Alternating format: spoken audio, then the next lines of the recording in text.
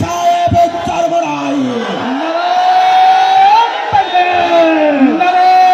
থাকবে থাকবে পুরা জেলার মাটি তোমরা পীরের ঘাটি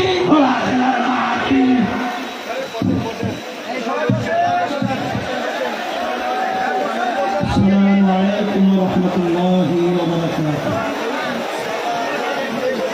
আলহামদুলিল্লাহি ওয়া কাফা ওয়া সালামুন আলা ইবাদিহি মুস্তাফা আম্মা বা'দ লোকে লোকারণ্য খোলার মাঠ কানায় কানায় পরিপূর্ণ হয়েছে আলহামদুলিল্লাহ।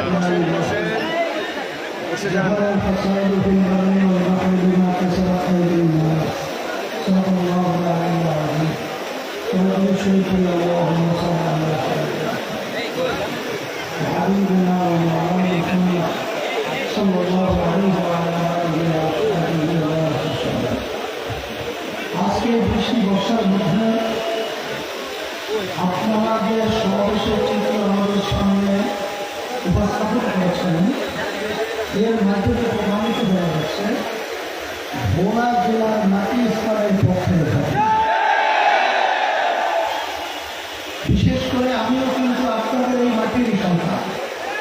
আমার নানা বাড়ি কিন্তু ভোলাতে, আমার নানা বাড়ি প্রধানমন্ত্রীর জন্য তার উদ্যোগ। যাই হোক, ছোটবেলা থেকে এই মাটির সাথে আমাদের একটা সম্পৃক্ততা।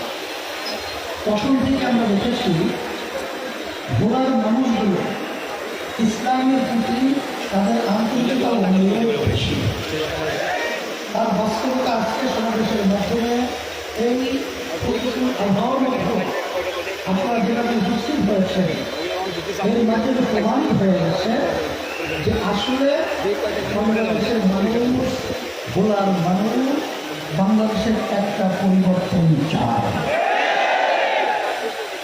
আল্লাহ রাব্বুল আলামিন বলছেন যে জাতি নিজেদের ভাগ্যের পরিবর্তন না করে আমি তাদের ভাগ্যের পরিবর্তন করি না। 53 বছর স্বাধীনতার পরে যে সুযোগ আমাদের দেশে এসেছে, এই সুযোগ যদি আমরা কাজে লাগাতে না পারি, আমাদের ভবিষ্যৎ প্রজন্ম সন্তানগুলো আমাদেরকে নিয়ে যখন ইতিহাস রচনা করবে তখন আমাদেরকে ধিক্কার জানাবে, আমাদেরকে ঘৃণা করবে। আপনারা দেখেছেন 53 বছর স্বাধীনতার পরে 54 বছর হয়েছে, যাদের মাধ্যমে যেমন যে নীতি আদর্শের মাধ্যমে এই দেশ যারা পরিচালনা করেছে, এই দেশকে একবার দুইবার নয় 5 বার তাম দুনিয়ার মধ্যে এরা চোরের দিক থেকে ফাঁস বানিয়েছে। এদের পরিচালনায় হাজার হাজার মায়ের সন্তান হারা হয়েছে। সেই মায়ের কলিজা ফাটা চিৎকার এখন আমাদের কানে ভাবছে, যখন না বলেছিল আজকে কয়েকদিন পর্যন্ত আমার সন্তান আমাকে মা বলে ডাক দেয় না। এই চিত্র আমাদেরকে আর দেখতে হবে, এটা আমরা চাই না, পরিবর্তন করতে হবে। আপনারা জানেন জেলের পরিচালনায় যখন মানুষ রাস্তায় নামতো খুন হতো, ঘরে থাকে খুন হতো, আয়না ঘরে মাতাইয়ের জাহিলিয়াতের ইতিহাস এরা হার মানিয়েছে। সদ্য ভূমিমন্ত্রী আপনারা দেখেছেন, আওয়ামী লীগ ফ্যাসিস্ট প্রায় 620টার মতো বাড়ি 3 দেশের ভিতরে সন্ধান পাওয়া যায়। তার মূল্য প্রায় 5,700 কোটি টাকা। আমি আমার ভাইকে বলবো যে আজকে জমিন দুর্বল রয়েছে, আমরা যদি ফসল এই সুযোগ ঘরে না নিয়ে আসতে পারি তাহলে আবার কত মায়ের কোন খালি হবে, আর আমাদের দেশে কত বাজার বিদেশি হবে, আর হাজার হাজার লক্ষ লক্ষ ফ্যামিলি মিথ্যা কেসের মাধ্যমে তাদের সংসার ধ্বংস হবে। এটা কি আমরা দেখতে চাই? যদি নাই চাই দুনিয়াতে শান্তি আখেরাতে মুক্তির লক্ষ্যে আওয়ামী লীগের শাসন আমরা দেখেছি, বিএনপির শাসন দেখেছি, জাতীয় পার্টির শাসন দেখেছি, কিন্তু যে দেশের মধ্যে হাজারের শব্দে বাচ্চাদের ঘুম ভেঙে যায়, হাজারের শব্দে বাচ্চারা মায়ের করে ঘরে যায়, যে দেশের জুমার মসজিদে মসজিদ ধরে না, সেই দেশের মধ্যে আব্রাহাম লিঙ্কন, লেনিন, কালমার্ক্স এর ইতিহাস অনুযায়ী আমাদের দেশ চলবে, এটা হতে পারে না।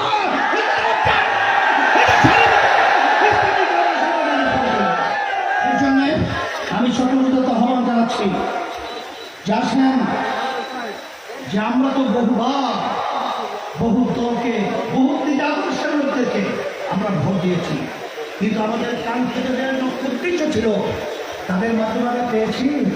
যদি নাই পেয়ে থাকি, আমি সকল একটা আহ্বান যারা আছেন আজকে বাংলাদেশের মধ্যে যারা ক্ষমতা প্রেমিক রয়েছে, দেশ প্রেমিক, আমরা একাত্রিত হয়ে এই ক্ষমতা প্রেমীদেরকে এই বাংলার মাটি থেকে ওদের শিকার দিয়ে বঙ্গোপসাগরে ক্ষেপ করতে হবে।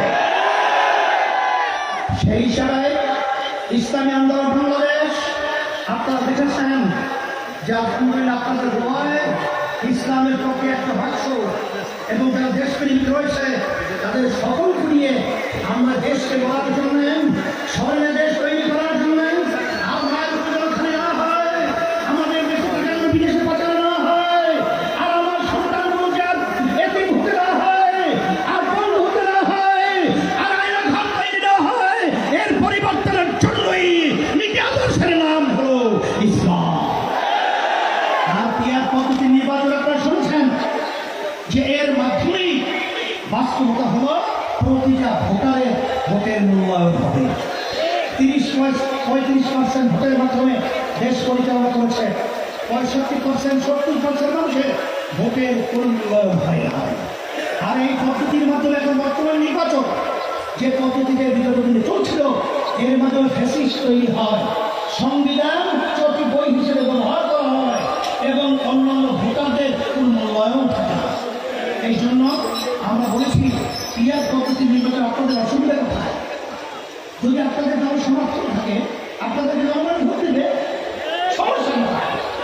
আসলে মূল ব্যাপারটা হলো এই যে ওরা গুন্ডামি করবে, ওরা যে ওই কালো টাকার মাধ্যমে গুন্ডা তৈরি করবে এবং সেন্টার দখল করবে এবং সেখানে বিভিন্ন ধরনের গুন্ডামি তাণ্ডব পরিচালনা করবে, দিনের পর রাতে বাচ্চা ঢুকাবে, এই যে অসুবিধা হয়ে গেছে।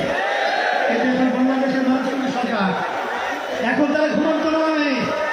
জুলাই চেতনা বাস্তব দেখেছেন, সেই বাংলাদেশের সবচেয়ে দুনিয়ামুখী যে শিক্ষা প্রতিষ্ঠান রয়েছে ভার্সিটিতে, সেই জুলাই গণ অভ্যুত্থানে তারা আজকে প্রথম প্রকাশ সিলের মাধ্যমে প্রকাশিত হয়েছে।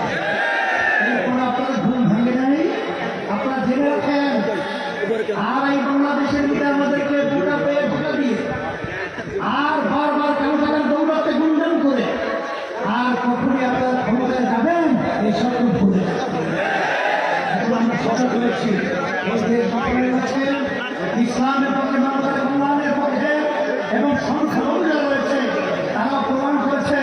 আমাদের 28 জুন ঢাকাতে মহাসমাবেশ হয়েছে, সেটা হিন্দুদের মহা সচিব এবং বৌদ্ধদের, খ্রিস্টানদের তারা আমাদের সমাবেশে স্টেজে আমাদের এই আদর্শকে শান্তির পক্ষে তারা কিন্তু সমর্থন